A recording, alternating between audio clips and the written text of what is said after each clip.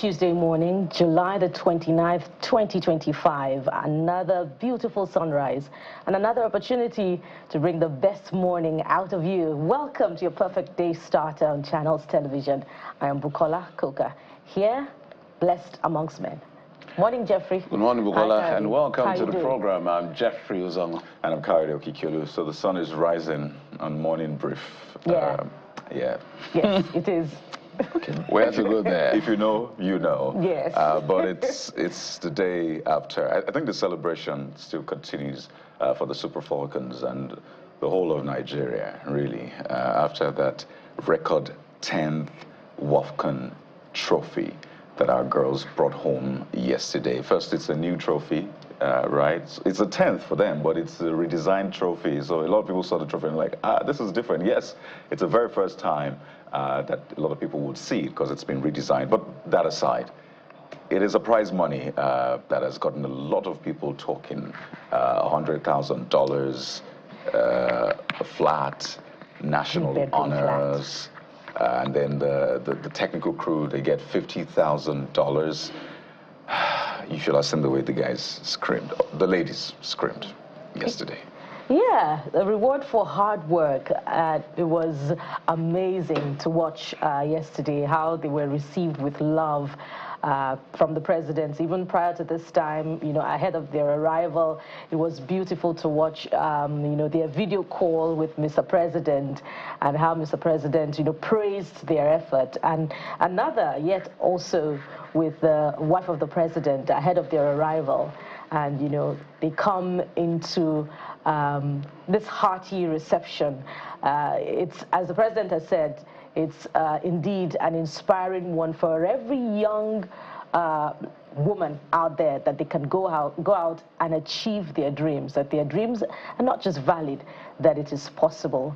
You know, and we congratulate the Super Falcons. This is a shared reward. It's not just for the Super Falcons, it's for every Nigerian, and is a true testament to the Nigerian spirit, that spirit of resilience and possibilities amid very difficult circumstances. And we require more of such stories to be told and, of course, to be replicated. Jeffrey. Yes, so let's get to listen to what the president, the captain, said. The president had made some remarks when he made those big announcements that literally his voice was being drowned by the screams. So let's take a listen to him. You have inspired millions, especially young girls, who now see the proof that their dreams are valid and achievable. You inspired me too.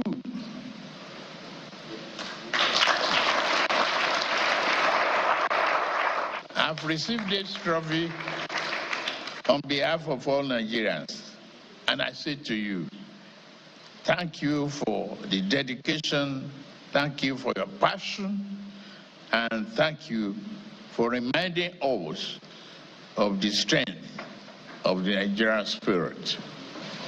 On behalf of the grateful nation, I hereby conferred on the players the 11-man technical team with national honor of officer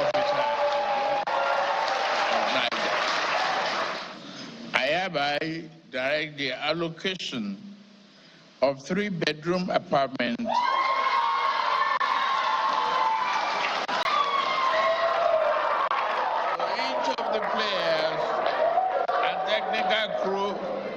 in our Renew Hope Estate. In addition,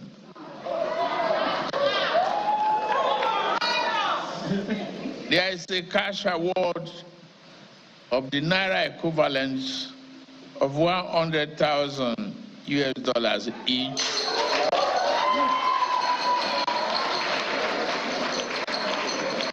To the 24 players.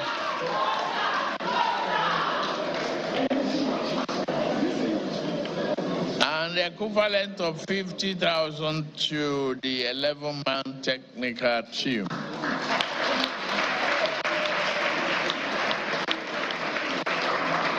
Once again, I congratulate you.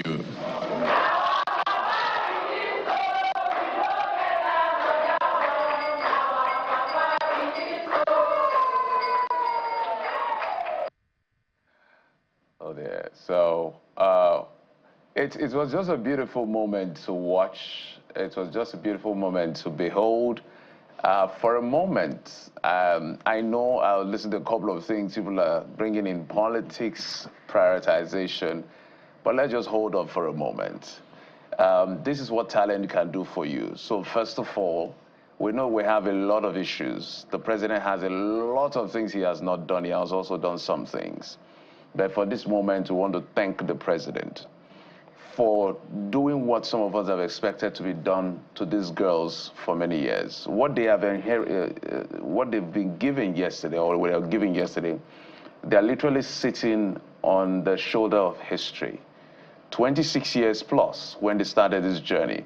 This is perhaps one of the biggest honor done to a female national team by any administration. So on this, we will give President Bola Tinubu his flowers. So we thank him for doing this, because I'm sure the girls themselves were shocked. You know, we're asking that question yesterday. Yeah. On the other hand, we want to thank the Super Falcons for making us proud. But a little advice to the Super Falcons, because we've seen how legend, 30, 40, perhaps 50 years from now, literally all these girls will be in their 60s and their 70s. Please, with 150 million naira, 3-bedroom flats, and a couple of other things, please invest. Do the best you can, so that tomorrow we're not going to say we've abandoned our legend, just like we see with some of the members of the Super Eagles. That's my own 2 cents in terms of advice. This money looks big right now. 150 million naira looks like a lot of money. So invest wisely as much as possible. So girls, do the best you can. We're proud of you, but make sure you appropriate this money rightly. You can build from there, especially those who don't have access to dollars, like those who play in international places. That's my 2 cents, guys. Well, 2 cents plus the maybe almost 10 billion naira in rewards that they get is great. They also got another 10 million naira from the governor's forum. So what I'm trying to crunch first is the 150 million naira times 24 players. That's about 3.6 billion.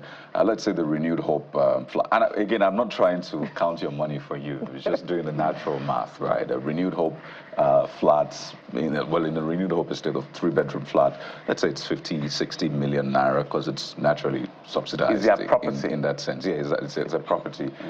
So that's 1.3 billion plus 3.6, and then you can add the coaching staff and every other thing. By the way, they partied at Transcorp yesterday. Yeah. There was a major party at Transcorp. They deserve it. Oh yeah, you had Tenny, the entertainer, you had Timmy Dakolo. It was a big one, and you had government officials also partying with them.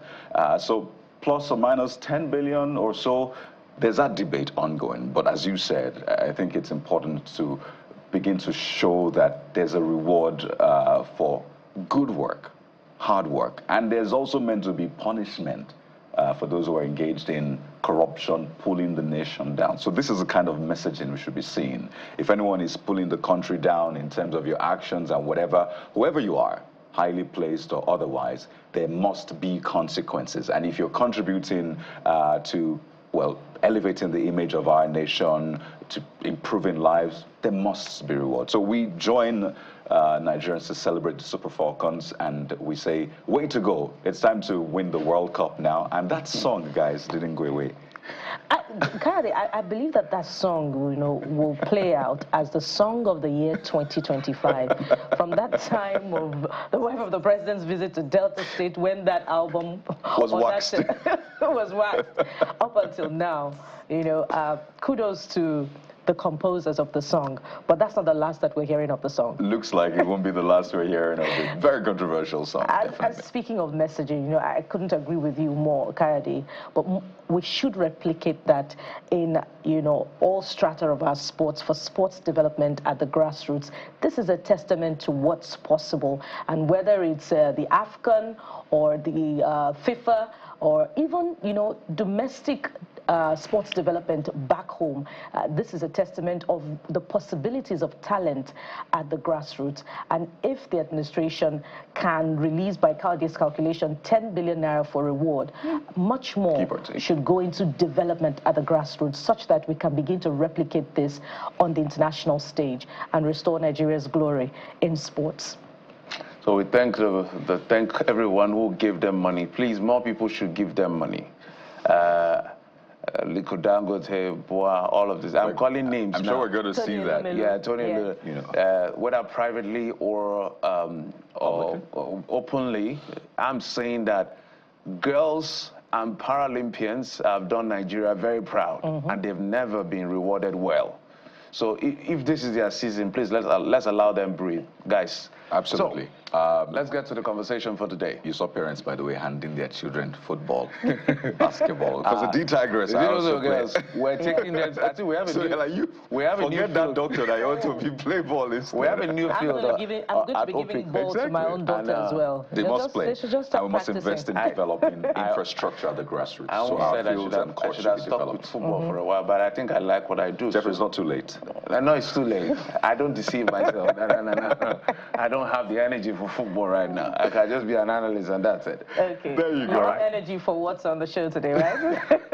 All right, so let's tell you exactly what's happening on the show today. The controversial renaming of streets has generated loads and loads and loads of reaction. What is this intended for? As much as they have the powers to do so, well, the man on your screen, musician activist, his bus stop, or the bus stop named after him by the people, has now been renamed. So Charlie Boy joins us on the program. Let's find out from him how he feels about all of this and more right here on the program. Oh, yes. Go ahead, Gadi. Well, today we continue the conversation around genetically modified food. We had, well, the regulator on the show yesterday, but there's another side to this conversation which we'll be bringing to you. A professor, a researcher who is well-versed in GMOs, the impacts, the effect, the pros and cons. This is one conversation you do not want to miss. And another that you may not want to miss is one on the polity, constitution review matters, the legislative agenda, and of course we'll talk politics at the subnational level. The Director General of the National Institute of Legislative and Democratic Studies, Professor Abubakar Sulaiman, joins us for that one that comes up later on the show. All right, fantastic. So it's a packed show, bumper pack in the words of Bukola, so you get ready for it. But for now, we will just come back in just a moment to find out what the dailies are saying, getting across. We can almost guess what the dailies are saying, but we'll share it with you in just a moment. Stay with us.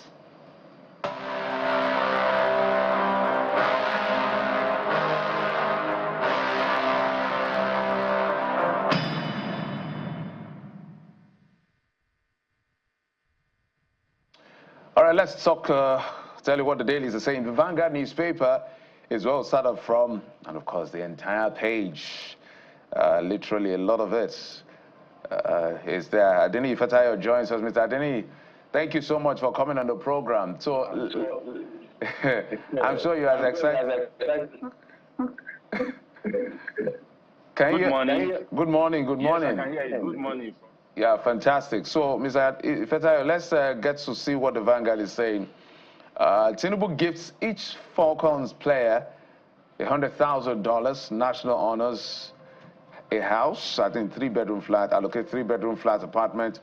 Each technical crew got $50,000. Explains why he didn't want to watch final match. And then just above that, you see the picture. The president, his wife, some of the players, and some governors, and Mr. Diko. Mr. Ifetayo, it's a good day, isn't it, for the girls? Yes, it's a good day for them. It's a good day for Nigerians. My fear is just that they fulfill these promises. I remember that even our 1994 champions, it took almost 20 years before those promises were fulfilled. So there should be a timeline. Yes, you have done us proud. The 100,000 will be coming maybe in the next 3 months. The national honor will have it. Yes, we'll decorate you. The house will be allocated to you in the next 3 months. So I think there should be a timeline. But since they have made us proud, I'm just hoping that the government will fulfill it and all those promises of not just a showmanship for the cameras, but just for them to send a message that yes, whatever we say, we're going to do it. And they should start with it. It shouldn't be a case of the 1994 championship when we won Tunisia 94. Okay, I love that you just put that out already, and you notice on our own screen as well. It's Falcons promised. The term we use is promise, because all of these things are usually promises, and you know how people promise when they're excited. Tell you know what, I'm going to give you 100 million naira, you deserve it, and afterward it just dawns on them like, what did I do? I don't even have 10 million in my account. So I'm glad you raised that point. So we are well guided as a government and as a nation. You find out that that's what you have on the front page of News Direct as well. Oh yes, the Falcons have taken over. The women have taken over, as they say. You see, Wolfgang Tinubu confers ON honors on Super Falcons, rewards players with $2.4 million houses. So, I mean, News Direct did a compilation of for the 24 players. That's $100,000 times 24. That's how they came about the $2.4 million. That's aside what the technical crew would get. But take a look at this one. Doctor strike cripples services in Lagos hospitals as patients lament neglect. So the doctors, they said, you know what, we're doing a 3-day strike. Yes, the Lagos state government has said we're working on it, but it's just the usual narrative that we see trailing the health sector. And I wonder, Mr. Fetayo, is there any excuse really at this point? Because we need to also speak to the issues. Is it that healthcare is too expensive and we need to find a way around it and balance it out? Or it's still with the management of the resources that are being budgeted or allocated to the health sector? I think it's both. First and foremost, if you look at the welfare of this doctor, in fact, you get to some general hospital, they will tell you that they only have consultant and it comes maybe 3 times in a week. So what happens if there's an emergency and the service is needed and maybe the patient had to wait, God save his or her life? And as well, this doctor, you know the numbers of that you have. I think the government, they are not doing enough when it comes to number. Oh, I have a number of so staff in this agency, and their salaries A, B, C, D. I know by the end of the month I'm going to pay them X, Y, Z. And based on this thing I've been allocated, budgeted for, let me use the word, I've been budgeted for. I don't see any reason that to manage that resources or to disburse that resources to them as at when this should be a problem. And that is why when they don't get what they need, I will be complaining that there's some of our doctors, they are going, abroad to look for good greener pasture and etc. Government, if you put your house in order, of course, you expect the best service. But my fear is that when you didn't treat them very well, I'm not sure the patient, they are going to get the best from them. And health is very key, especially when it comes to SDG. I think it's goal 3 or 4, goal 4, when it has to do with health. So government should do better than this. I even expect Lagos state government, even if other government, even if expect them to do the best they can do, but Lagos state government, come on, they have enough resources to take care of this. They should do the needful. Indeed, and you wonder why these issues of they keep reoccurring, dogging remuneration of healthcare workers. And there's more on the front page of New Telegraph, by the big picture there. Nurses to begin 7-day nationwide strike. And there's some insights there as NMA suspends planned strike, gives 21-day ultimatum. Gives FG 21-day ultimatum. And even at the subnational, you see there, Jigawa loses 30 doctors to poor remuneration in 5 months. But we may have bigger fish to fry Mr. Aditayo, if you look at the front page, TCN maintenance blackout may push alternative energy costs to 2 trillion naira. That's ascribed to the organized private sector. And the Inside says Nigeria will pay more for goods. So there goes your progress on macroeconomic indicators. It's collapsing right there in the face. Ikeja Axis remains industrial clusters powerhouse. That's ascribed to the Manufacturers Association of Nigeria. 30,000 megawatts buffer power plants would have prevented outage.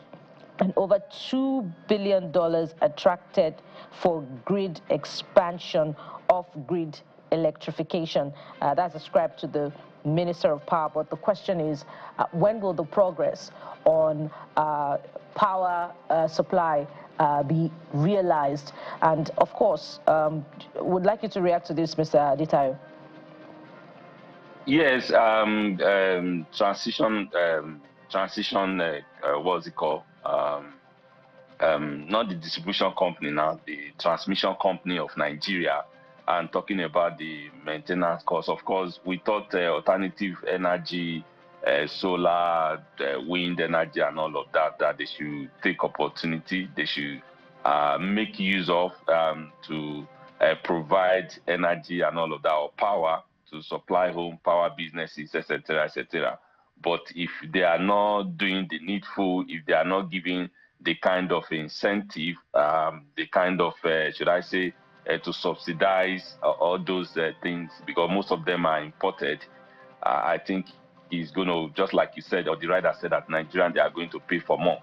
I think government should pay more attention on what really affects the people directly and, of course, indirectly, because when it is well with the people, of course, the government can beat their chest that they are doing well enough. And I think they can do better.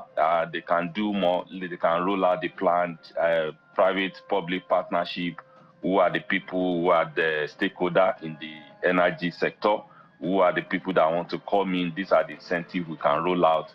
Or just like we talk about Ikeja, we have industrial estates.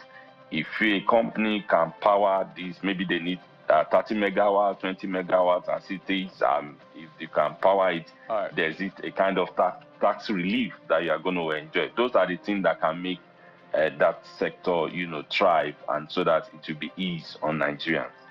Mr. Denny Fetayo, thank you so much for coming through and bringing your views on this particular part of the program as we looked at the pages, on the front pages of the newspaper. Thank you, sir. We appreciate you. Thank you. It's my pleasure to be here. All right, back here in the studio, we have sports anchor and correspondent who was live there in Rabat, Morocco, Cecilia Morogwe. Welcome back to Nigeria. Thank you. Actually great to come back with success, That's when you can actually celebrate. She says I shouldn't come until we have the trip itself. I had to wait.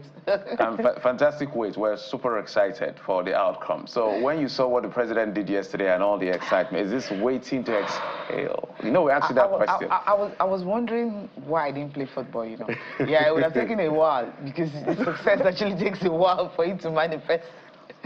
That's the thing. I think, yes, we talked about it. I mean, what will he do? We talked about houses and lands and everything, just like what he did with the Super Eagles of Nigeria. So I think, it's coming together. And for the first time, this is the 10th title, and this is when they're actually reaping, what they've been sowing all through the years. People like Charly was won like 6 titles or 5, and Asisat Oshola, this is our 4th one. Ajibade won in 2018, and this is our 2nd one. So you see, some of these players that have won over the years, finally they're reaping it. I think it's the new ones who just joined them, the ones who made their debut at WAFCO that actually, enjoyed the whole, windfall, we can refer to it as that. And I'm also happy for the coach himself because, he went into the Nations Cup. He doesn't even have a contract. It was like, okay, you know what, Randy has gone. You just take over the job and take these girls to the Nations Cup. And he was successful. So the backroom staff, all of them that came together, some of the backroom staff, especially secretary, some of them have been there for a very, very long time. So right now, they've been able to, reap that, the hard work they've been putting in all through the years. It's a fantastic one coming from the president, really. But from the track record of the administration, can we, rest easy knowing that all these rewards promised will get to them and they will not just be hanging in the balance? Yeah, right. I think we've seen what President Tinubu has done when it comes to things like this. Like, they don't waste time. Wike is FCT minister, so I'm not sure he will want his name to be dragged every day. So I think this would definitely not take a while, really. Yeah, I think it's something that can be done actually this week, because how much is it? It's really, I mean, Nigeria, we're a very wealthy country, just that managing resources is not something that we're good at. But then we know that this money is really not much coming from the president, really. It's not. So. In fact, you've gone to my next question, Cecilia. Because a lot of people saw it, and as much as they celebrated the Super Falcons, they were excited, they saw $100,000 each. And then that joy became, I don't know if it's envy. Let me reel out all of the options. Okay. From envy to, come on, $100,000 each at this time when Nigeria is saying we don't have money.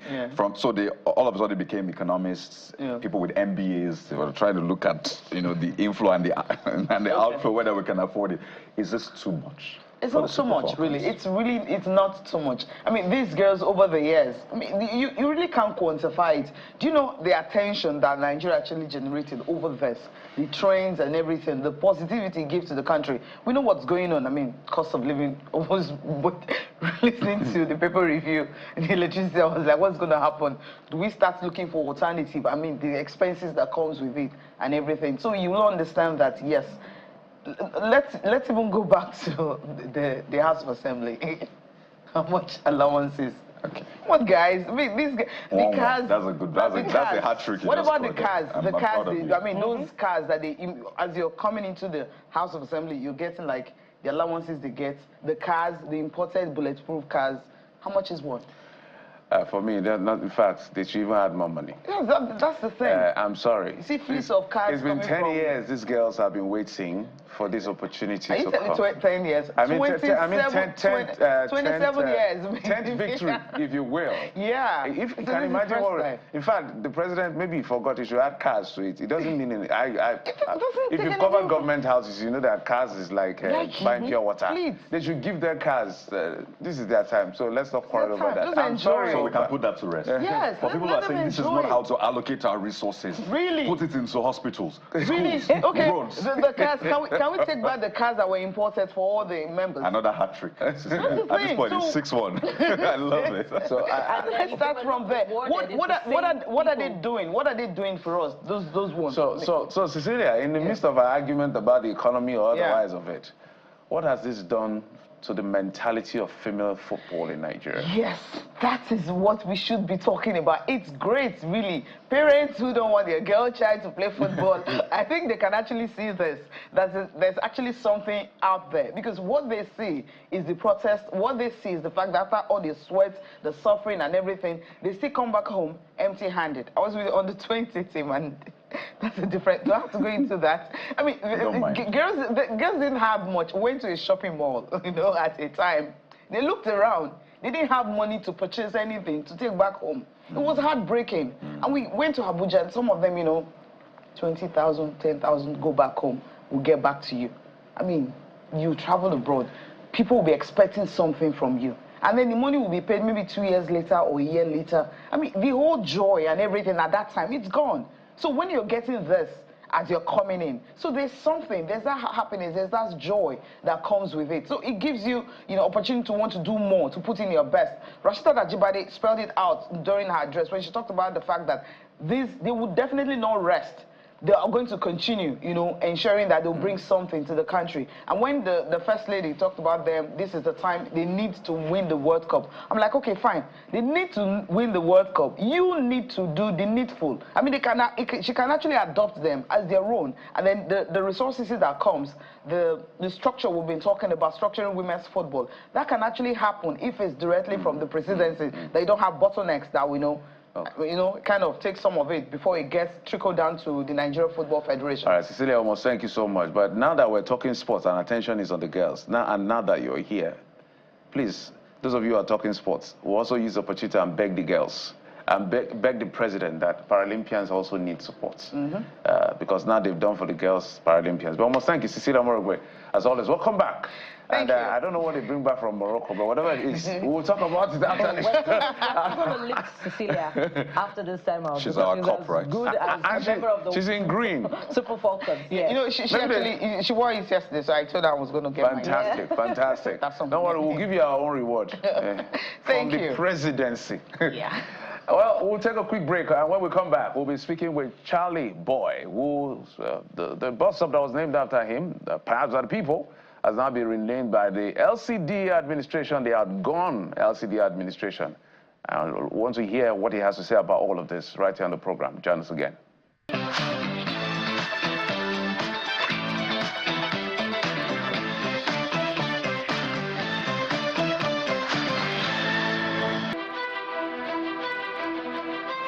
Welcome back, and so let's get right into our second conversation, which has got everyone talking since the weekend when the outgoing or outgone chairperson of Bariga LCD announced the renaming of streets.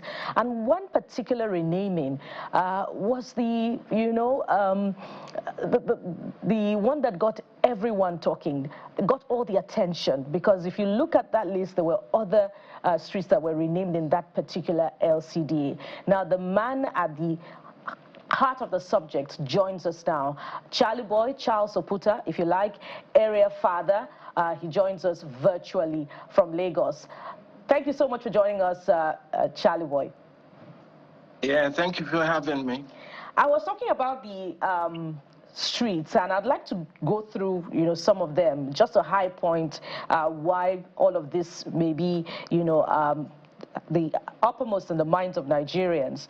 There's Ajidagon Street, named Olamide Adedeji Street. There is Bariga Road, renamed Bola Ahmed Tinubu Road. There's Ilaje Road, renamed King Sunny Ade Road. There is Ifeanyi Street. I believe that's the only other Igbo name there that is renamed Abolore Akonde to honor, of course, the singer Nice. So why do you think yours has been singled out, dominating talking points online and offline? Because all the other names that were renamed got Yoruba names. In fact, there's just only one Igbo name that was renamed to a Yoruba name. My sister, if you ask me now, who I go ask? I don't know. I don't know why they do the things they do, but it seemed to me a little silly, a lot more silly, and petty, because those are not the things that we should be talking about right now. Those are not priorities. Whether you name it Charly Boy or you name it Olumide Bado or whatever, it's neither here or there. What our priorities should be is about the 2027 election. Will our vote count?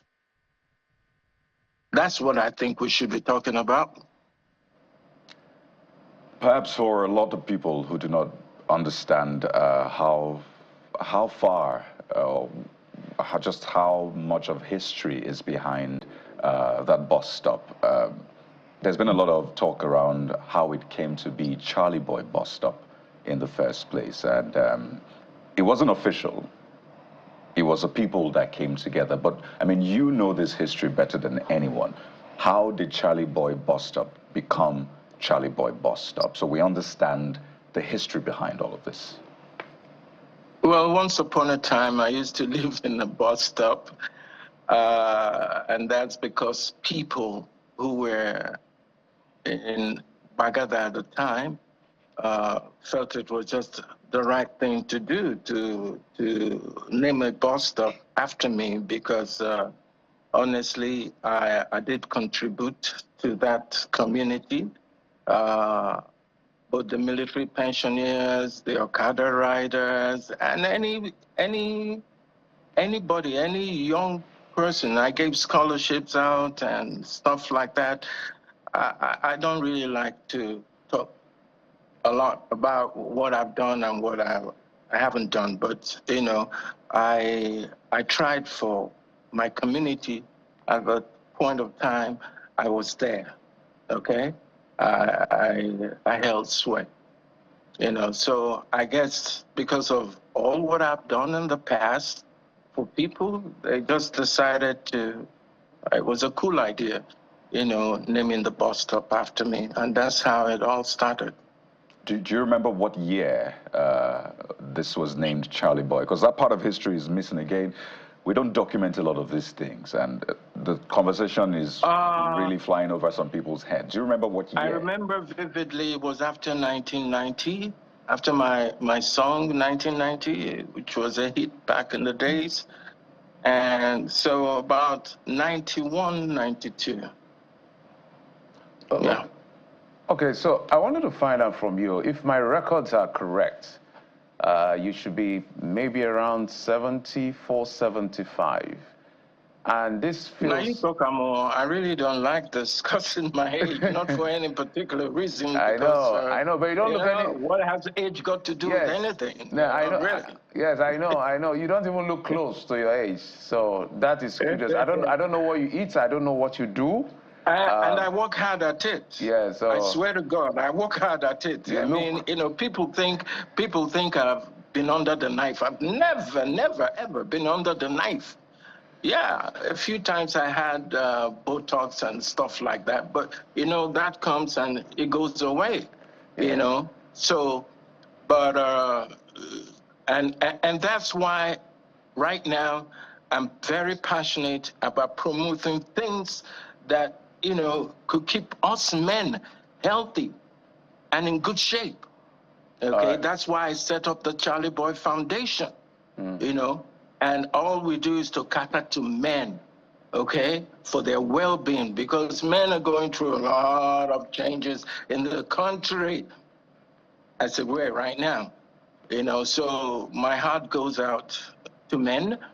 You know, I'm heavy with that campaign, you know, and for me, that's priority. Yeah, because I've been through it. I've been through prostate challenge, erectile dysfunction, and all of that. So I think I owe it to most men, or all men in Nigeria, to advocate and to, you know, give new information and bring new life into the campaign. There's no reason for men to fear, okay? All right. Because it's something that is treatable, yeah. All right, I was saying that, and I'm happy you brought this element. That means there are so many parts to you a lot of people do not know. So I was saying, calling of course, now. Yes, I was mentioning. Like I did talk. Yes. Charly Boy, no, they finish. You know if you finish. Okay. I was saying that to say I was actually complimenting the fact that you look nothing close to your age, and this was the people trying to immortalize perhaps a legacy. So how does it feel now at this point where maybe perhaps you felt this should have been done officially in properly naming it by the council, and now they totally removed it and calling it, I think, Bado bus stop? It doesn't matter. Anybody who's done something for his community could take the shine. It doesn't really matter to me, okay? You know, I'm indifferent, okay? Like I said, that is not our priority right now. It should be something more important to all of us, and which is making sure that come 2027, because that's where I see all the indicators, that's where they're pointing at, okay? That our vote should count, period. And that's where I'm headed, because at the start you talked about, you know, what's more important at this point in time. And one can't miss your reaction to this, the satirical post that you put up with a colleague there. And another thing that we cannot miss is the reactions trailing that post, and generally the conversation about the name change of Charly Boy bus stop to Bado bus stop. what role can you play? Because people have said this cannot dent the legacy of activism of Charly Boy over the years. So what role can you play to ensure that the ethnic coloration that dogged the 2023 election, particularly in Lagos, does not repeat itself? You know, it's funny to me when people try to shade me as a tribalist. I would like to say something. Do you know that most of my friends are from the West? They're Yoruba guys, most of them. I have more Yoruba and Hausa friends than I have of Igbo friends, yeah? And the people who have benefited from the Charly Boy Foundation and all that I've done in the past have been more of Westerners than Easterners. Because for some reason, I think God has blessed me with some very good choices that I've made in the past. You know, where people are allowed to be in my space. And just like what I think I've given to them, they've given me back twofold. Because I usually place all my cards on the table. Okay? So when people try to bring a tribalistic coloration to what I do, you know, I resent that. Because there's nowhere in hell that is the truth. It can't be. You know, that's a whole lot of jargon, if you ask me. You know, because I don't see tribe. I don't see religion. I'm a free spirit. I don't see these things. But, you know, I keep asking one question, and that is, why is it that when they want to do the stealing, when they want to be as corrupt as sin, you will find the Igbo man, you find the Yoruba man, you find the Fulani man, they're all in that place, so shopping the money. But when it's time for election, or for us to talk about how we move on, yeah, politically, then you start seeing these things. It's their old playbook. Everybody, most people are hip to it. And for the past 20 years, I've never trusted any government in power. Never. And I ain't going to start now. But we have two choices. One is to make sure that in 2027 that we get it right, or because I know that it will have to get worse before it even gets better. And I want to also reassure Nigerians that, I mean, you know, globally I said, leadership has fallen to an all-time low. Okay? You can see what's happening in America. Trump and his MAGA people. And that is what is so dangerous. Because already in Africa, we have Mumu leaders who are only but interested in building their own empires. And that's the same thing I know Trump for. It's nothing but about him and his empire. And this sets off a very bad example for people who are already, their mind, they don't get mind, they are wicked as sin. Yes. So let's face what is facing us. Let's face the problem. And I wonder... This 2027 election, right. how you go be? That's a very important question. And you mentioned earlier that, I mean, you see politics written all over this. You have not hidden your support for Labour Party presidential candidate, Mr. Peter Obi. You've time and again called out government, the president. It's not something you shy away from, and it's not something you started today. So I wonder, with this decision to rename the bus stop Olamide Bado, what has that done to your resolve ahead of 2027? Because you said we must get it right. On the one hand, what has it done to your resolve to support Mr. Peter Obi? What has it done to your resolve to call government out and all of that? Has it dampened it in any way? You should know me by now. I never quit. I'm not a quitter. I've done it with my marriage of 100 years, living with the same woman, you know, so I'm not a quitter. What speaks to my soul, I follow. And damn it, I mean, we're due for a big overhaul. And anybody who has a resonating message that flows with that ideology, you know, the natural thing is to be supportive. Because common sense no common again, you know? And this is what happens when riffraffs, criminal people from no pedigree whatsoever are occupying position of powers. People where we don't even know where they come from. Yes. Before it was all about integrity, at least in my own time. In the early 50s, it was all about integrity, all about where you're coming from, who your father, your mother is. Yes. It wasn't about who has the most money, because we don't even know people who get money at that time. We don't know. It was about your word being your bond. Those were the values we grew up with. Not all these things, you know, people from the gutters are doing like we did in a market square. That is why when they say it's a zoo, I can dig that.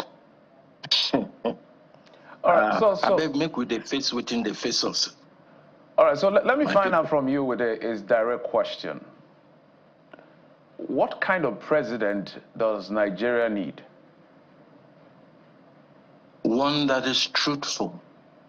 One that really shows that he has the interest of the masses at heart.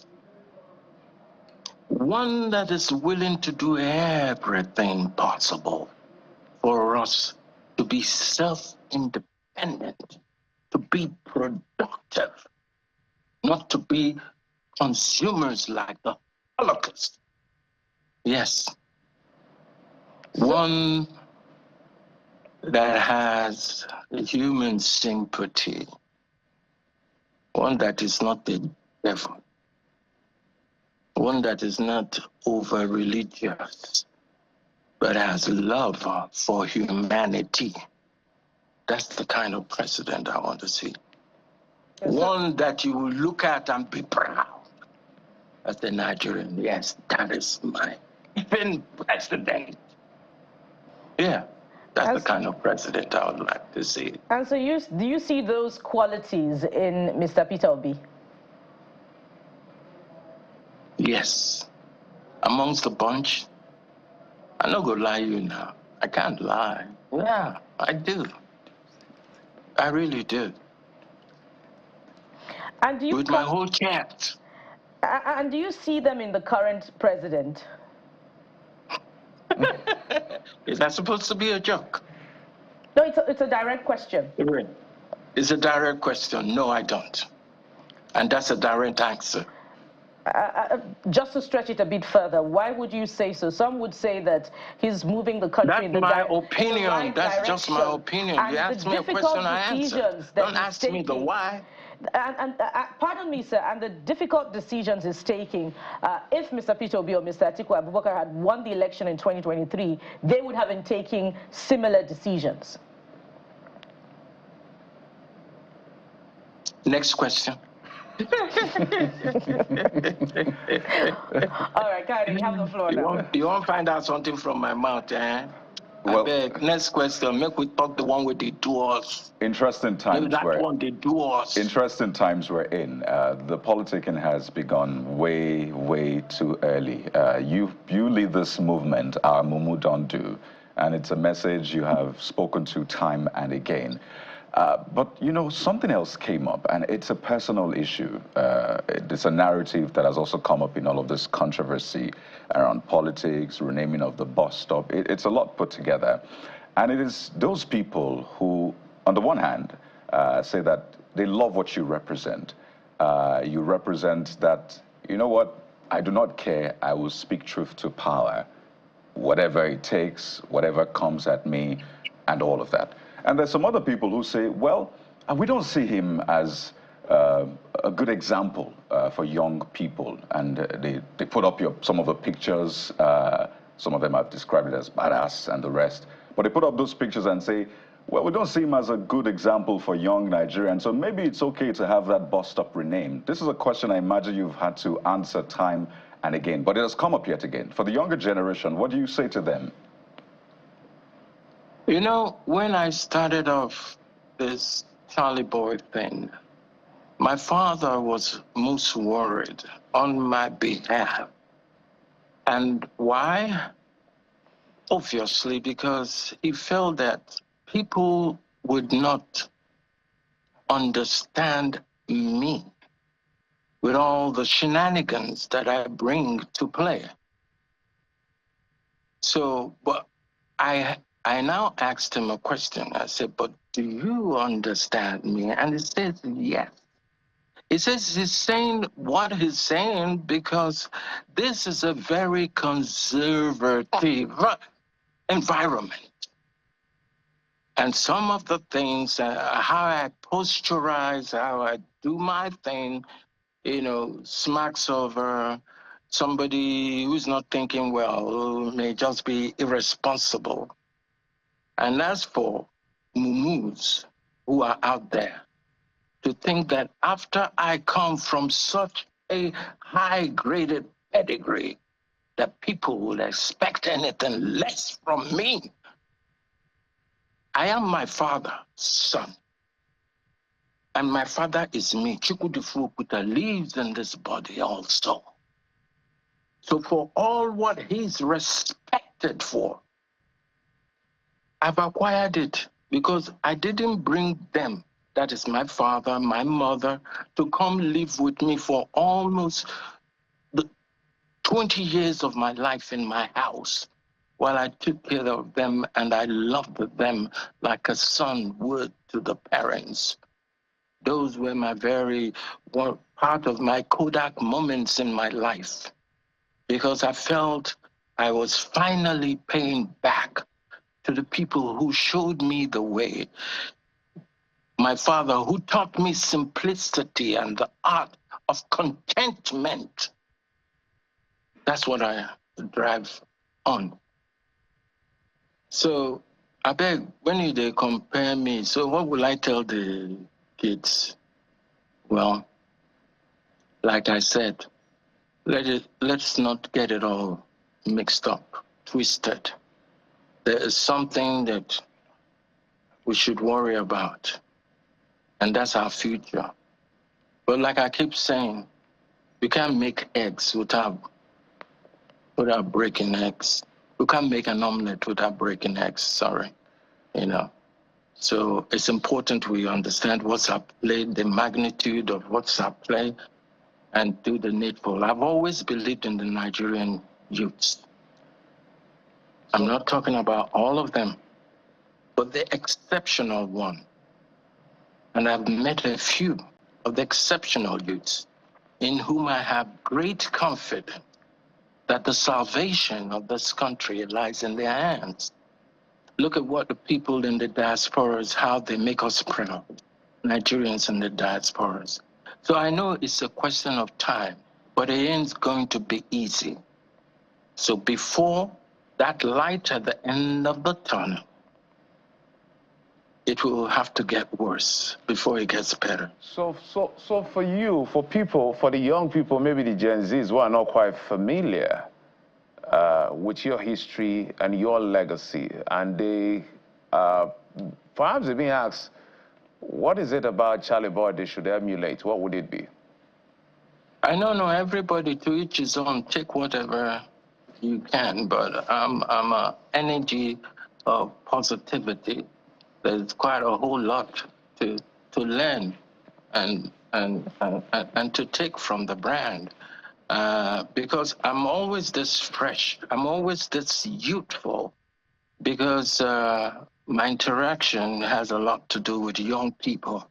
And they're the ones that keep me youthful. They're the ones that, teach me the new trends. So I've also learned from them.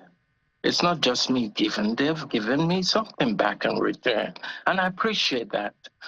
You understand? So, yeah,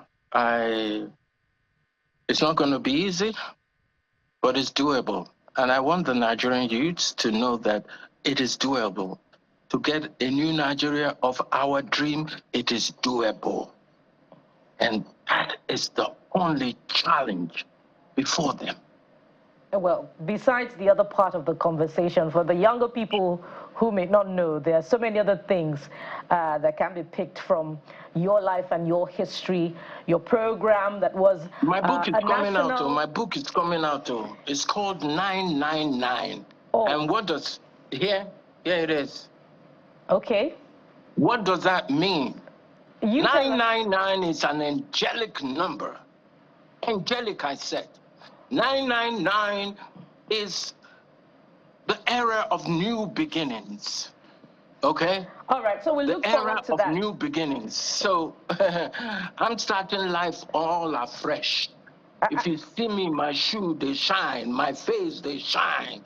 That is because I did chill at the bubble.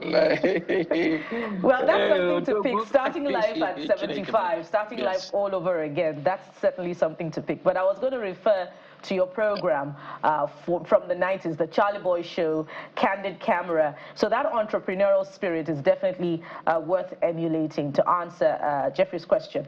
But very quickly, one thing that also forms part of the conversation was that this action by the outgone chairman of LCDA may be illegal if you consider that Bariga LCDA is part of the 37 LCDAs not recognized under the Constitution. And as a result, residents of Bariga can take this up in the court of law and have that changed back to Charly Boy bus stop. Is this something that you may be encouraging the residents to take up? To each his own. I don't encourage anything, I don't discourage anything. You understand? Yeah? If people feel that, they have the right to question, let them go ahead. Because you see, part of the problem that we have today is that there are no consequences for bad behavior. Do as you like. It's like we're running a motor park kind of government. I don't know. But it smells, it has this bad odor.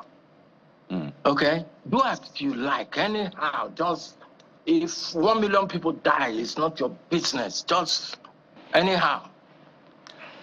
But who do anyhow? One day, him go sick. Anyhow. And when you speak, Wolf, your device there took a hit, clearly, but I hope you're fine, sir. Just on a final note. Don't mind me, I'm being melodramatic. Of course, and I mean, that's what a lot of people love about your person. But on a final note, I've personally seen you engaged in sporting activities. I saw you taking a walk. I think it was on Okwebi Road.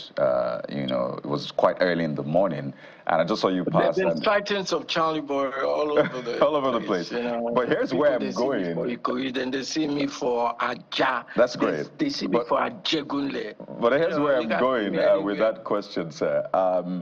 You talked about consequences for bad behavior. That's where we started off on the show this morning. There must be consequences, and there must also be reward for good behavior. The Super Falcons, because you do sports and you're very active, you're even wearing tracksuit, they just won the WAFCON. They got $100,000, flats, national honors.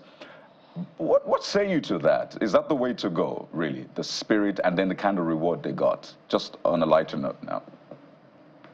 You mean our girls, yes, the Falcons? Our girls, the Super Falcons. I owe them an apology because I was drowning in all this bus stop thing. A lot of people have been calling me like they're talking to me as if I lost something. I don't get it. You know, there's nothing to lose in it all, you know. But just some people just acting stupid.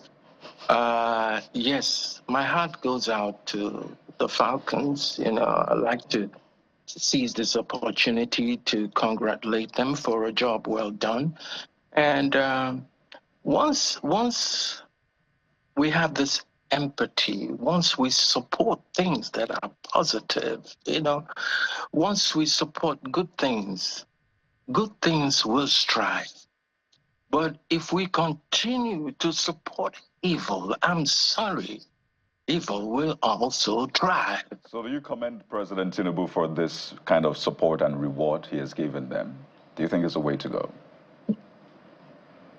Make it bring down the price of fuel. Releasing Nnamdi Kanu. Do some certain things you're supposed to do. Not be when we they suffer, then they party. That's marks of insensitivity, and I don't like that. All right. Tomorrow I can be Tinubu's friend, but he better be sure. All right. He's doing things for the people. Yes, that's what I say. All right. 1 hour may be inadequate to exhaust every single bit of information that we can glean from you. And of course, there's more to talk about, your music, your entertainment, but we'll have to get your commitment to return to the show subsequently so that we can also cover that part. You also talked about your book. Maybe that would be our next talking point. We must thank you very much at this point for coming on the show. We've been talking with Charly boy, Charles Oputa, Area Father 1. Yes, one of Africa. Yes, and the president of all frustrated Nigeria. Nami be that. Thank you so much, sir, for coming on the show. Bye. Bye. Thank you so much.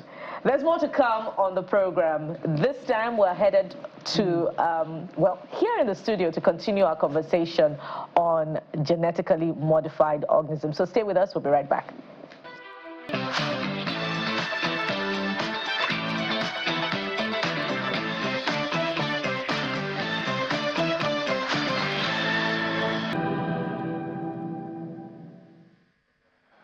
So this is a very important conversation that we're about to have. And yes, we're being joined by someone who is well-versed in conversations around biotechnology, genetically modified food, and the rest. We're joined on the program this morning by Professor Christopher Amoah. We're going to do the congratulations, right? He's the Vice Chancellor of Benue State University of Agric Science and Technology, but he's also, well, the head of CEPSA. Good morning and welcome to the program, sir. Thank you. Good morning, Cody. So first, congratulations will be in order. Thank you. Because the last time we had you on the show, it was just more of CEPSA and the rest. Congratulations. Thank you. Thank you. Wow. I know that they say on easy lies the head that wears the crown. You were doing a lot of hard work already. Now, there's more work put on you, but we'll put that aside and talk about GMOs. Yesterday, we had the Director General of the National Biosafety Agency joining us because there's been that controversy yet again, that debate around GMO on social media now. And there's a lot of, what I call it, theories flying around, some for, some against. But for us on the show, we're also big on what science actually says. What does the research say? What does common sense also say, and what is the future like for Nigeria? So we'll just tie back first to some of the things that the DG said yesterday. And this was a question that was put to her about whether or not Nigeria can survive without GMOs, whether we need GMOs. So we'll take a listen to what she had to say. It was Jeffrey that asked that question yesterday. So we'll take a listen to the DG, and then we'll come back to you, Prof.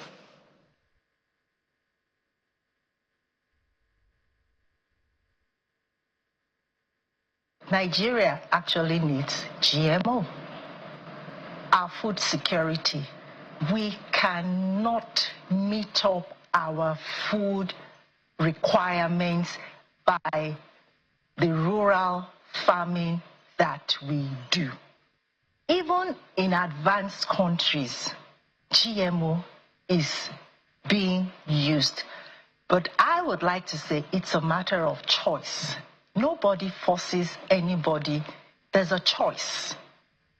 But with our population, with what we see, we need to have GMOs. We need to have the GM seeds for planting by our farmers, and not planting of grains, but of seeds.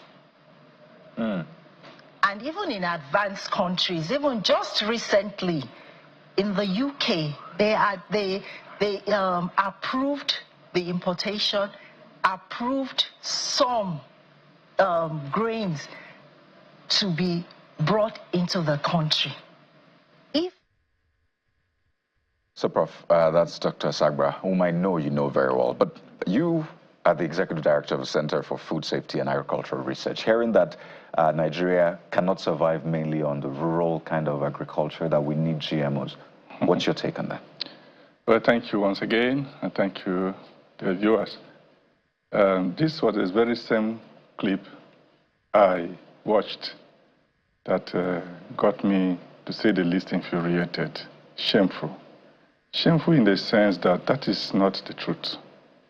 And for a national officer of Dr. Yemisi's standard, well respected, I expected nothing but the truth.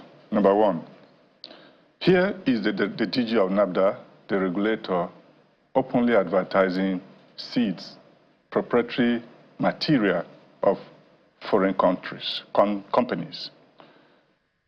It's not a statement of fact that we cannot survive without GMO seeds. Like I alluded to in my previous outing here, one of my previous outings here, I come from Benue State, where a lot of food is produced, which has earned the state the acronym of the food basket of the nation. Right now, as I speak with you, a lot of fruits are wasting in Benue State, and they are known GMOs. Oranges, mangoes, tomatoes, vegetables. Now, to buy into or to sell the narrative to Nigerians and the people of Africa that we cannot do without proprietary seeds from Monsanto or Bayer or Syngenta or whatever company it is uncharitable, to say the least. Because there are good agronomic practices that have been jettisoned in this country. We from the academia have trained people, and we have curricula that expresses these good agronomic practices. For example, if you drop a GMO seed here, it won't grow because you don't meet the good agronomic practices that will encourage its growth. So now, to say that our population is so large is to undermine the fact that even right now in this country, food insecurity, as is being generally touted, it's not all about non or insufficient production of food. It's also about economic deprivation. People are there, food is there, there is a glut at certain seasons, there are no sufficient technologies to preserve, and therefore we experience enormous post-harvest losses. Food that would have been preserved for future consumption. So it's not the truth. GMOs are a market strategy, are a commercial strategy to erode national sovereignties of countries supposedly independent. For example, when you submit your food sovereignty on the altar of so-called food security or food insecurity, to some proprietary seeds. And now she's talking about grains, that we cannot continue to plant grains. I mean, who told us that narrative? Is it a science? What's the difference between grain and seed? Is it not just about sorting and some germination preservation? So you see, these narratives that I have always said, that have been sold us from without, and we have both beaten the hook, line, and sinker. These narratives, if we'll insist and persist on shoving them down the throat of Nigerians, innocent, ignorant Nigerians, we are invariably positioning our country on the altar of, with sovereignty concerns, to sink. And when we realize, it will be too late. Nigeria has very large arable land. Nigeria has very agile, youthful population. As a scholar, as a teacher, I also know that I have a responsibility to train young people to modernize agriculture such that it would attract this median population of 19-year-olds that we have surplus in Nigeria, to drop them back into agriculture. I also know that the political actors have a responsibility to secure the country such that the ungoverned spaces that ought to have been converted to agricultural production would be safe for people like you and I to go in and produce food. Fly over Nigeria today. You would see that there is so much land that is yet cultivated. And someone comes to sell us a very narrow, stripped narrative that without GMOs. Are you worried that this defense is coming at an institutional level? Very worried, because it smacks of institutional capture. And the companies that are behind this, it's in the open, it's in the media. These companies have a reputation of institutional capture through bribery. So I'm worried. I'm not insinuating, but I'm expressing my worry. Now, another bit of the conversation that is very unsettling and that is a subject of controversy is the use of Roundup to kill, pesticides around GMO crops. Some would say that the process of altering the DNA of GMOs itself does not include chemicals. And that was the question put through to her yesterday. I'd like you to listen to her response, and then I'd like you to respond as well. You made a statement by saying that it kills weeds. No. When you're talking about the GMOs, it's the insertion of a gene to present a particular trait that probably is absent. For instance, for drought resistance, for insect infestation, it is not the killing of the weeds. In the case of GM, let's talk about PBR cowpea, for instance. It gets devastated. Farmers have huge losses when this Maruca insect attacks the PBR, the cowpea. And this gene has been brought in to be able to make sure that this insect is not able to attack it and is able to grow during the drought. We know what happened quite recently about the climate change, and there was some drought. But those who planted the PBR cowpea did not experience this.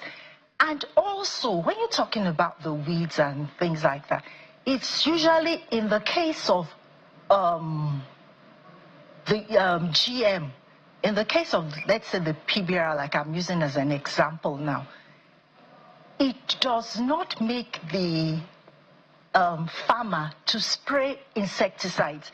Probably the farmer might spray once or twice, but on the non-GM, the farmer might spray up to 7, 8, 10 times to be able to make sure that these infestations do not occur.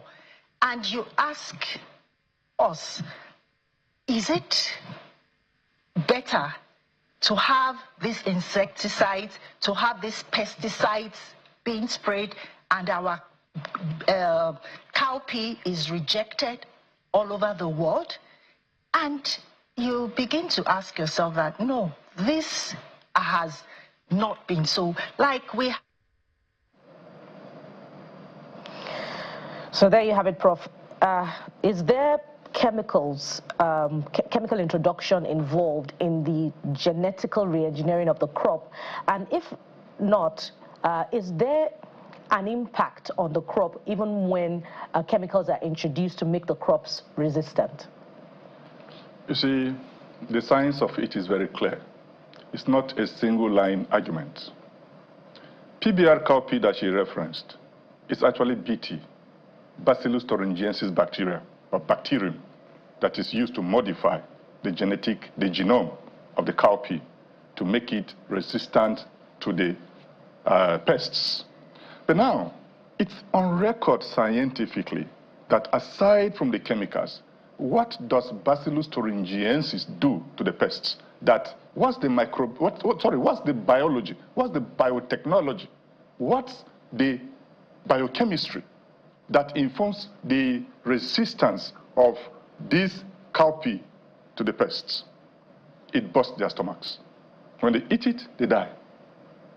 Now, there are instances of expressions of these genetic markers in the gut of consumers of these materials, these GMOs. That's on one hand.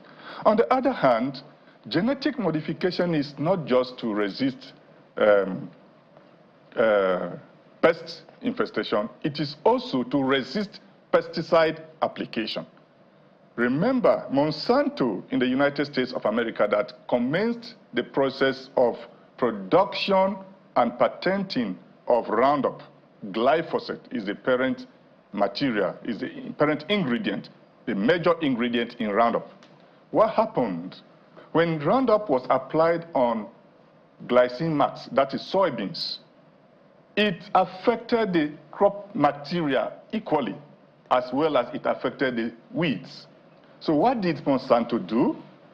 They came back to re-engineer the glycine mats, that's the soybean, so that it would resist the application of Roundup, such that Roundup will majorly attack the weeds and spare the crop. Now, what that entailed was that, number one, and we must get these narratives very straight, it encouraged large-scale production, big food, production of food, soybeans. And what happened and what is happening today is that aside from the fact that Roundup is applied heavily on the fields without the fear of adversely affecting the crop, which leads to persistence because so much concentration of it in the environment makes it to even cross to known target organisms.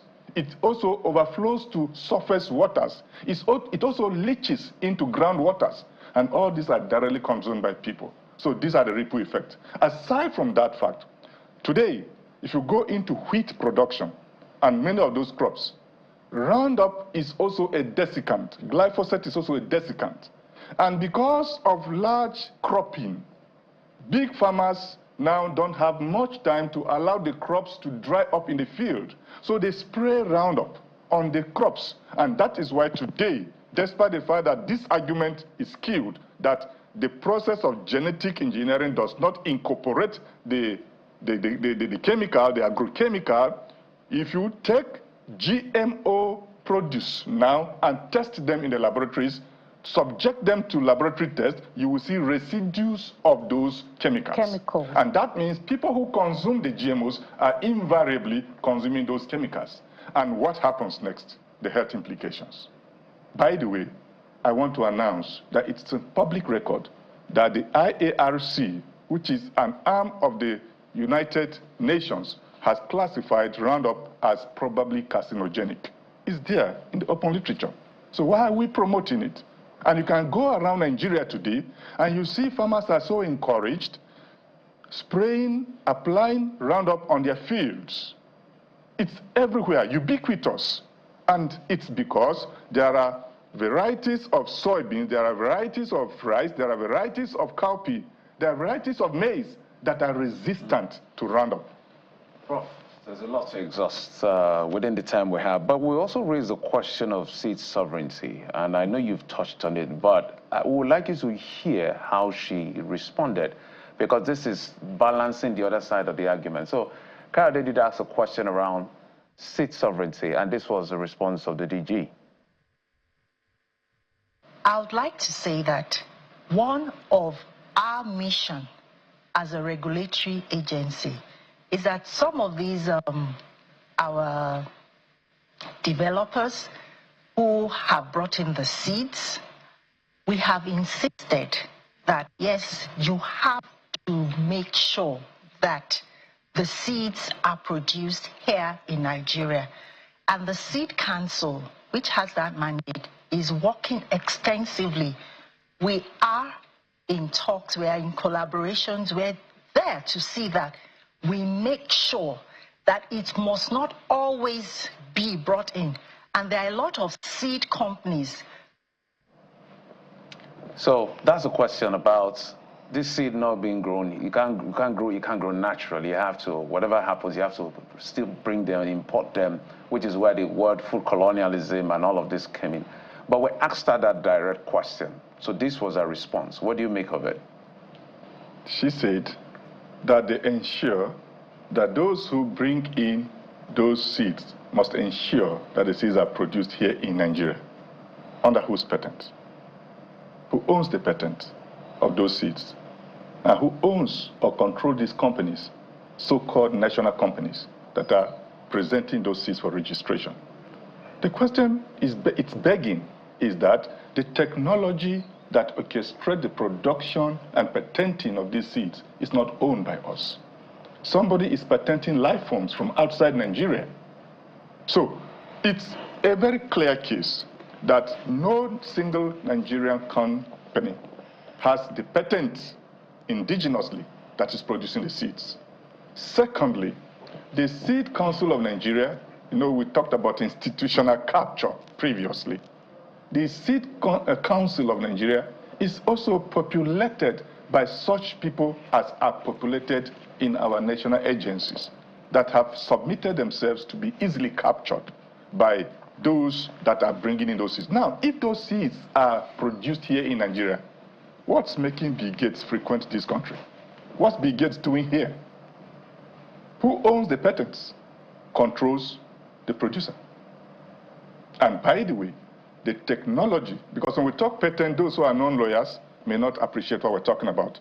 The technology, the biochemistry, the biotechnology, the genomic science that engineers the genotype and phenotype presentations of the seeds are created, manipulated from outside Nigeria.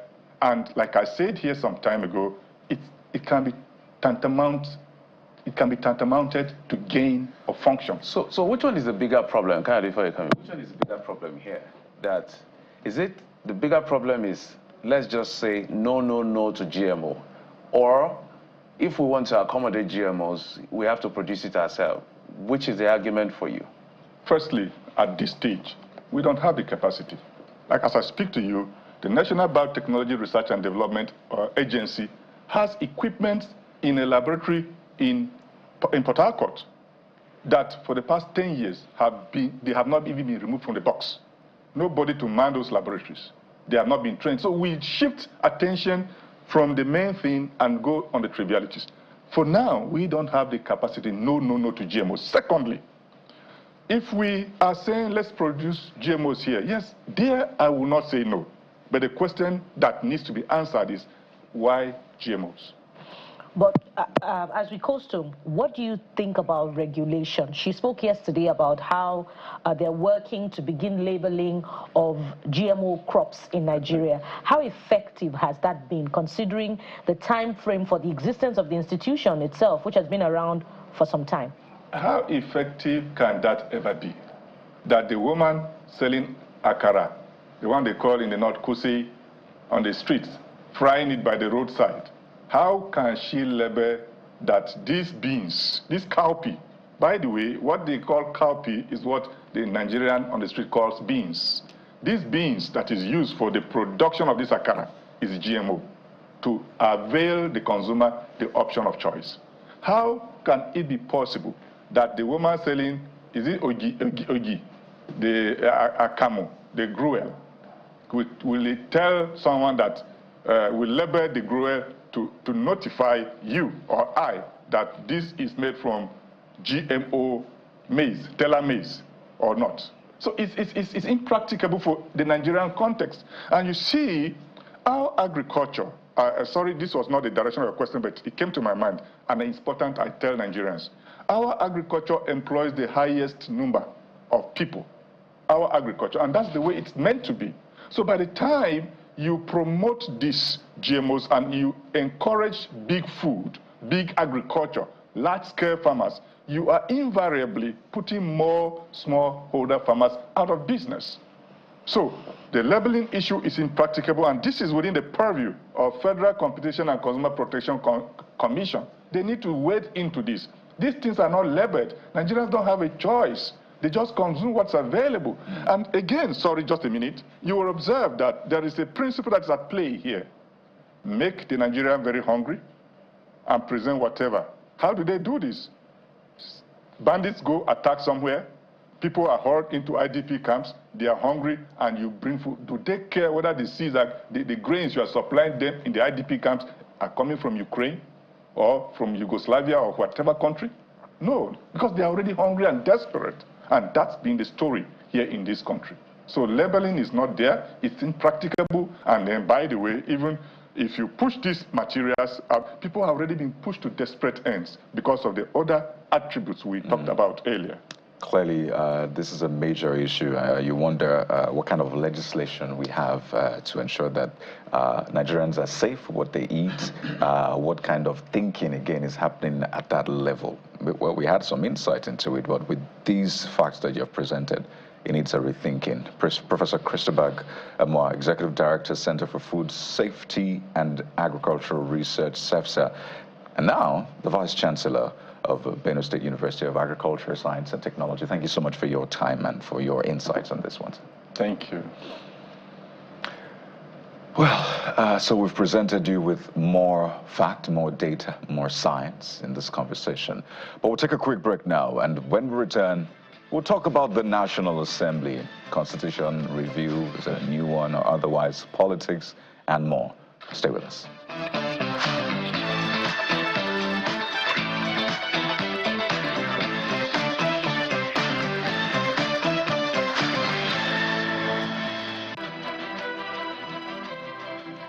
Welcome back. From the conversations around the GMO, let's expand it further to bring in our guest, the Director General, National Institute for Legislative and Democratic Studies, Professor Abubakar Suleiman, joins us from our Abuja studio. Prof, thank you so much for coming on the program and for your patience.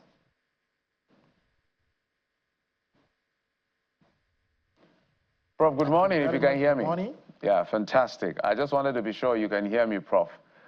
I know that we're here to talk about issues around legislature, democracy, constitutional review, and all the things we're quite been talking about for a while. But I think it's also will be fair, it's your colleague, a professor as well, with VC of Benue State University, has just spoken about what concerns all of us, food that we eat, and suspicion around food colonialism in that sense, given the issues around GMO. I would want to believe you have a comment or two on what that means to you and how legislative oversight or legislative input can play a key role in protecting Nigeria in terms of food security. Perhaps that's a good place to start before we dig deep.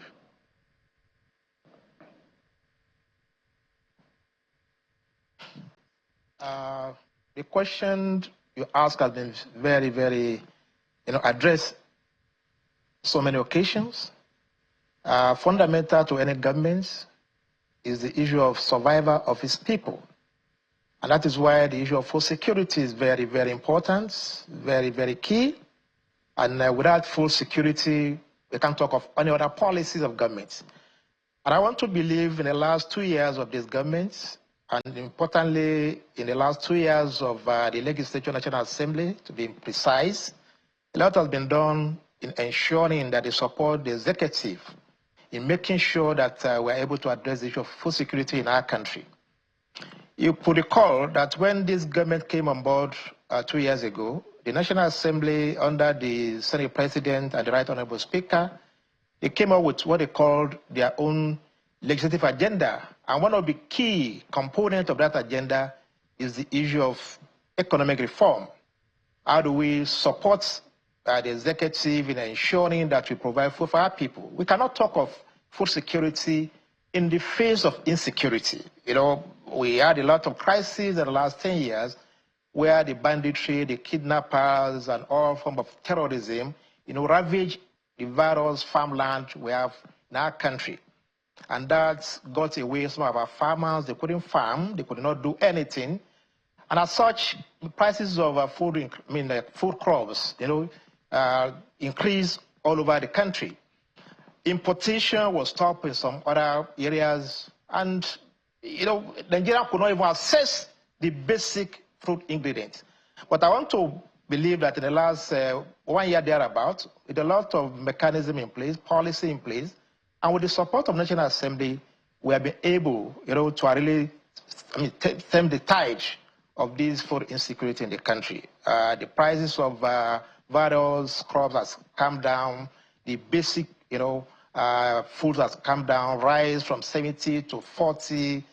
In fact, at the time it got to 100,000 naira. So, but now you can even access, you can even buy, a bag of rice through the distributions of the grains to so many states across the country. You can buy a bag of rice at 40, 50 in some states. I want to believe that the government has been addressing this, and as long as the issue of food, you know, security or insecurity is being addressed, other things can fall into places.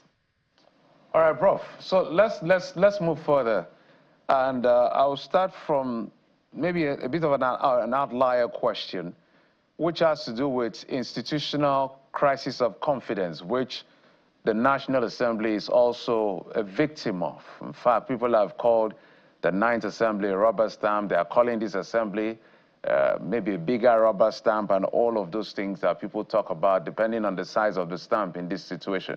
But the lawmakers have constantly said, look, we're doing the best we can for democracy. So people have their own measure of assessing how much of, how they rate the performance of the legislature. Perhaps it's certain action they should take in terms of oversight or even legislation itself. But you are the institutional person, you're the think tank in this sense. How should a legislature be rated in terms of performance based on the people's perception? You see, we are in a developing country, and we are in a developing nation. What we expected in terms of maturity, in terms of skill, and in terms of experience of our various organs of government cannot be compared to what obtains in other advanced democracy. We can have a completely detached National Assembly or legislature from the executive. We know the power of the executive. We know the power of the president. We know the power of the governor. And as such, yes, we have three main organs of government: the executive, the legislature, and judiciary. And each of these organs has a delineated role to perform, which is what we call the separation of power.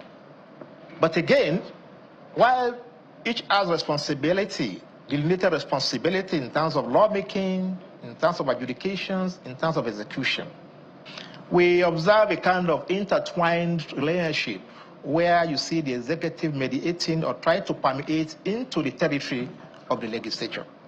And as such, too, you see where the legislature, in the areas of delegated responsibility, too, perform to a large extent the role of the executive. So in a developing nation like ours, we have this kind of interwoven and interrelated, or a kind of what I refer to as overlapping mandates, you know, in the implementations of various rules. When legislature comes in, at the national level, there's no doubt about that.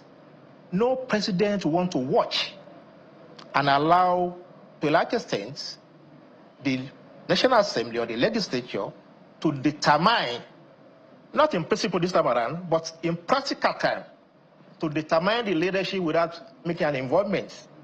And when this National Assembly came on board in the year June 2023, they made it very clear that they are going to work with the executive.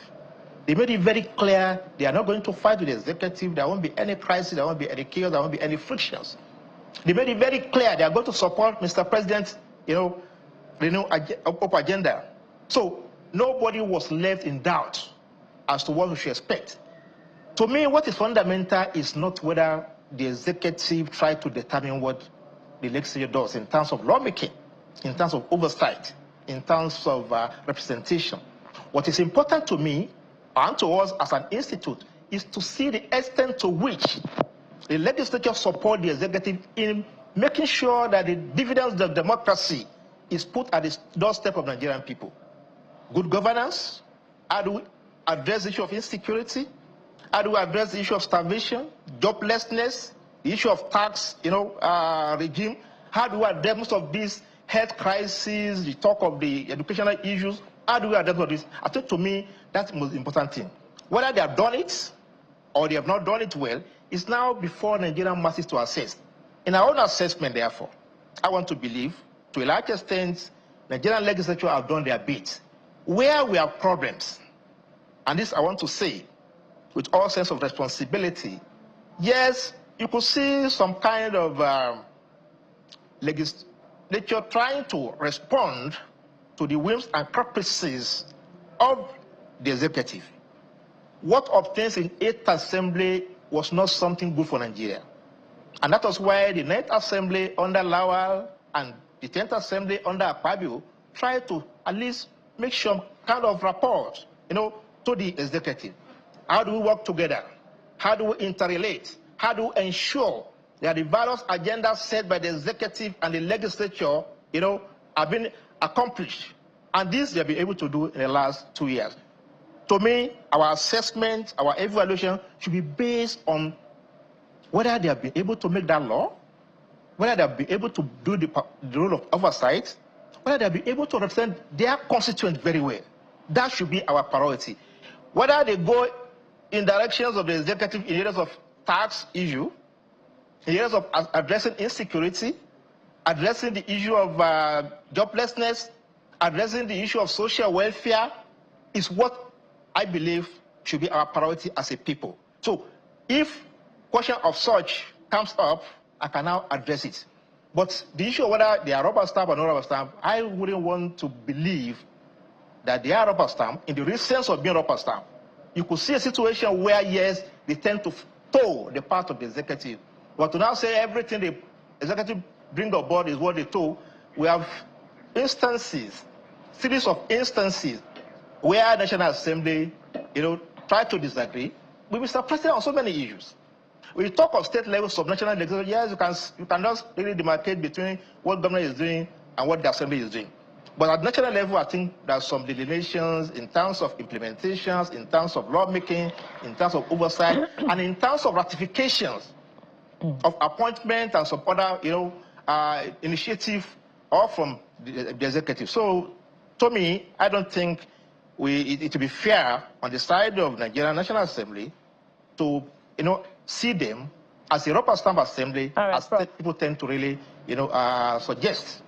Yes, but Prof, some would say that, there are dimensions to your position because the rapport that you talk about may give a false sense of stability when there are real issues that the National Assembly should bring to bear its own responsibility of checks and balances. For instance, the recently approved loan, which brings to, the national debt 140 trillion naira plus. So questions are being asked to the weight of scrutiny or the lack of it that the National Assembly has brought to that particular bill for loan approval. But let's talk about the subnational politics now before we go to constitution review. and I'll put it in context. You were former Minister of National Planning between 2014 and 2015, and that's a PDP government. And some would say that you have played your politics well, and there are hints that you are probably positioning to contest for governorship in the next election in Kwara State. But there's also, you know, drumming of support to further the agenda of Kwara North as the next to take the top position in Kwara State. How does that impact on your ambition, sir? And how do you weigh in on that Kwara North agenda ahead of 2027? I hope it's not an ambush from Buki, because I've not told anybody that I'm contesting an election. Yeah, you could see some signs everywhere. And perhaps because I was one time an aspirant in 2018, yeah, people could suggest. But to go straight to your question, the issue of rotation or zoning is an issue that borders on equity, justice, and fairness. No doubt about that. But what is important to any politicians or any political party is to win an election. Political party is not a pressure group that talk about protecting members' interests. Political party, ultimate goal to any political party is winning an election. So if winning election, therefore, or triumphant outcome of an electionary process is what a political party fundamentally want to achieve, then the issue of fairness, equity, and justice when it comes to power is secondary. And that is why perhaps I may tend to differ with the proponents of zoning or power rotation when it comes to certain peculiar instance of electionary instance. In Kwara, to be precise, in 2023, I stood firmly for the Kwara North. I made it my point very clear then that in line with equity, on the basis of justice and fairness, let them try it for the first time. And that was why perhaps that time you see the PDP under Bukola Saraki, it zoned the governorship, slot to Kwara North. But what comes after it? It failed.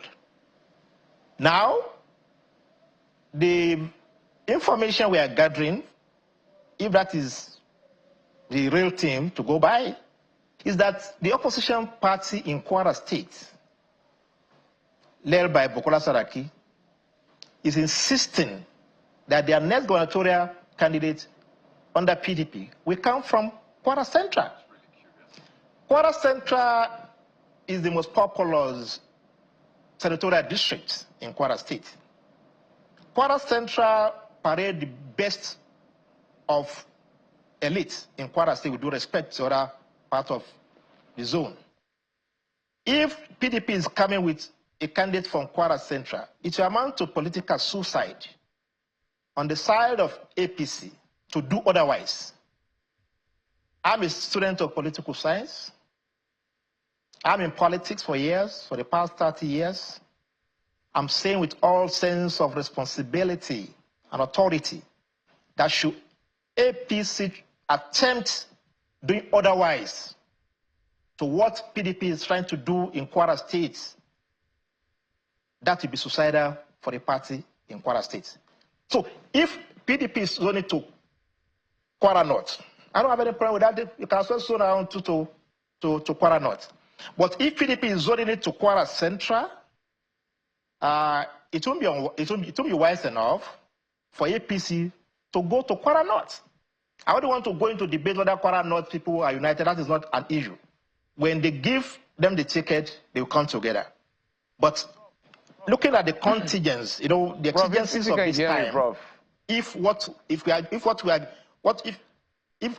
the intelligence we are getting from PDP is anything to come by, it will be wrong for APC leadership to want to cede power to Kwara North in the next coming election. Well, totally out of time, Prof. Would have allowed you to continue in that trajectory because we have lots of questions. So just to confirm, you're a member of the APC, right? I'm working with APC. That's not a question. And I can't do anything. No. And I cannot do anything otherwise than to work with APC. No, Prof, that's not the answer to the question. Are you a member of the APC? It's a straight question, Prof. I should give an answer. It's not for you to determine what the answer should be. I'm working with APC. Currently, I'm the DG of National Institute under National Assembly. When the right time comes to know the party I belong to. Well, for now, I'm a technocrat. But well, I'm working Prof, for you didn't answer the question, but I'll let you off the hook. It's fine. Thank you for coming on the program. Professor it's a pleasure. Thank you very much. Abubakar Suleiman, Director General, National Institute for Legislative and Democratic Studies. It's always a pleasure to have you on the show. Thank you, sir. Thank you very much. Absolutely. All right, guys, just before we go, I think what just happened right now almost tells a story of what we're about to show you, right? So this is former Governor of Ekiti State, Ayodele Fayose, wearing a PDP hat at an APC event, endorsing President Bola Tinubu.